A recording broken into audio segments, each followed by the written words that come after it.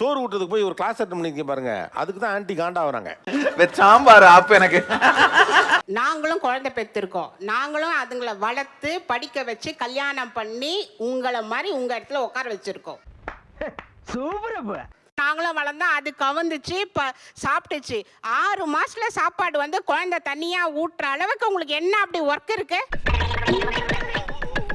அந்த குழந்தைக்கு ஒரு சோறு ஊட்டாம டைப்பா பேரை மாத்துறீங்களே தவிர எல்லாம் அதே விஷயங்கள் தான். எப்படி சிக்கிரிக்கம் பாத்தியாப்பா? இவங்க சொன்ன டிட்டோ இதே வார்த்தைகளை எங்க அம்மா சொன்னாங்க. ஓகேவா, இதுக்கு ஒரு கிளாஸா? அதுக்கு என்னப்பா? ஃபர்ஸ்ட் 6 மாசத்துக்கு எக்ஸ்க்ளூசிவ் பிரஸ்ட் ஃபீடிங். சரி. ஆஃப்டர் 6 months தான் வந்துட்டு நம்ம சாலிட் உணவை வந்து கொடுக்க ஆரம்பிக்கணும். வேற கூட்டு போங்கடா.